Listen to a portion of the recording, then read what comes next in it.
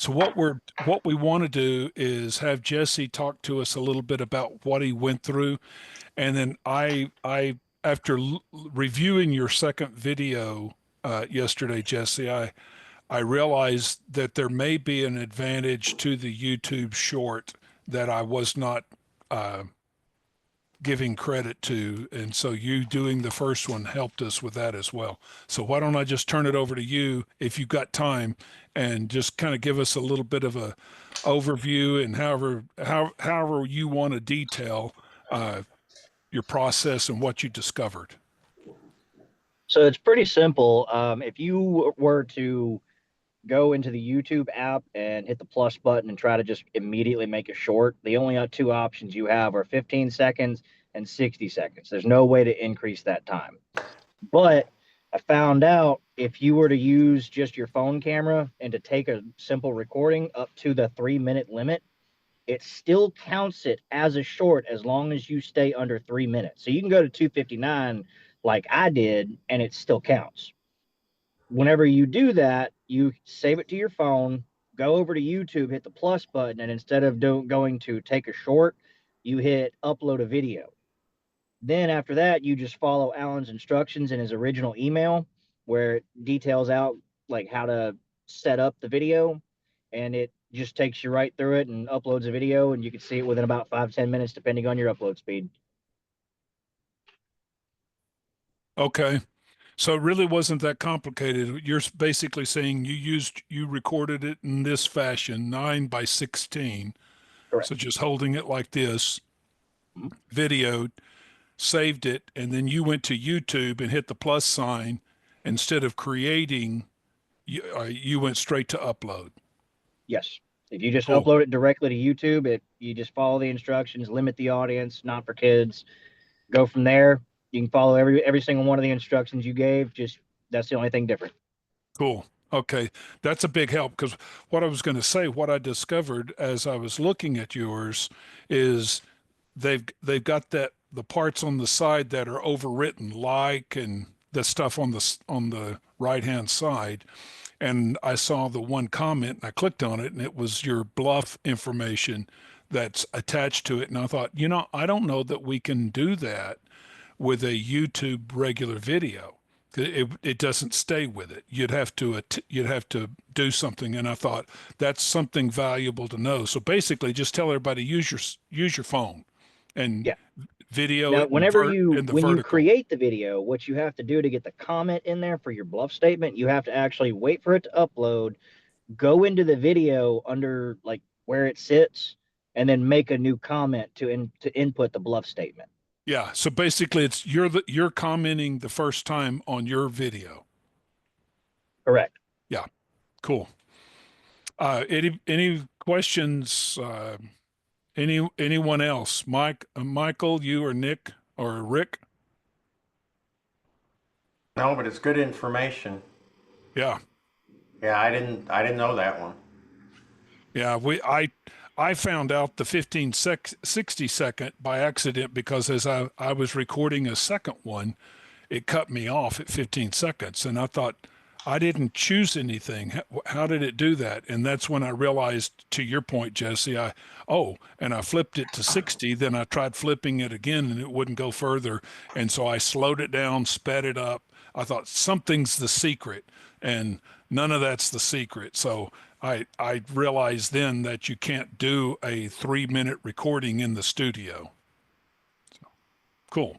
Well, you've shed some very important light on this because I thought we were going to basically jettison the shorts studio, but if we can do it as simply as you're putting it, then we can still utilize the studio and the buttons and making it fairly almost as simple as what they intended to begin with. Mhm. As Cool. long as you just don't exceed the 3 minute time limit, because if you Yeah. do that, you're going into an actual video and it puts it into another category. Yeah. Yeah. Yeah. Which makes it nice because in our telling someone to keep it under 3 minutes is strict. It's a hard stop, and it's like, no, we can't fudge on that. You're going to have to shorten it. hopefully people understand enough that they can just be a little bit more concise or say, okay, that's all I can say, click, because all we need That's is enough that the yeah. tech scouts can see and get a good vibe as to what you're doing.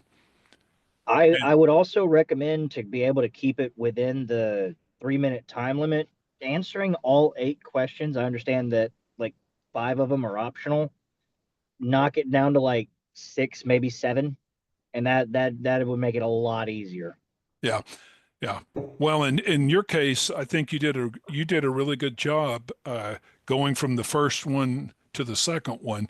Some of the questions I had, I'm guessing who either you caught them or your tech coach, whoever reviewed them, because you can't on the second one, you were hitting on the things that I had made note of. You were clarifying, and so I think that's another recommendation. If it's that simple, is to do it just the first time. I am I'm I'm trying to overcome my perfectionism. Most people would never know that because they don't see me being perfect, and the reason is because we're not perfect. But being insisting on perfectionism is a failure to launch. And so you don't do stuff. You're going to do it. You think you're going to do it, but you don't get around to it because you're not perfect. And if you'll, what I call, if you'll pardon the expression, throw up on a page, in your case, turn on the video and go. Mhm. Just do it and send it, and then get feedback. And by doing that, you'll get good feedback, and you'll come back, and your second video will be quite an improvement and pretty close to what we probably need. We need that more than we need nothing. So your second Uh, video is a whole lot better than doing nothing. One more piece of advice for that: make 3 videos for yourself without sending them, and review them one at a time. And every time it's kind of like a rough draft. You Yeah. you see where you can cut the corners at, and okay, well, I talked too much there. I did do blah blah blah. It helps because I actually did like 4 or 5 videos and kept the one that I sent you guys. Well, you're quite an improvement over myself. When I first started doing this and we did videos, I still have 40 and 50 copies of a 1.5 minute video. I just kept messing things up over and over. And I finally, the last one, I got close enough. I said, okay, that's good enough. It's like I gotta choose one. And I literally have on my phone 40 and 50 videos. So I get what you're saying. Cool. Perfectionism. Yeah, exactly. And I'm telling you, I don't know how many innovators have that, but I suspect it's. We were talking about grandchildren earlier, this generation, and recently one of the grandkids said, "I don't know if I want to do that the rest of my life." And I said, "I got news for you. No one does." I said, "That's natural." And so I think part of how we can help our innovators is help them to understand some of your worried about somebody taking your IP, that's natural. Worried about it's not good enough, and talking about the features, that's natural. And so what we try to do is help them get over their natural habit and focus on the benefit of it and that type of thing. And then by doing that, you just started locking up the IP. The more you can talk about the benefit and not the features, the closer you come to protecting your IP to begin with. Well, any other comments from anyone? Michael, you or Nick, you guys are cloaked. I'm good. I actually have to run here in a second. I'm gonna miss picking up my daughter from school. Gotcha. Well, this is good news.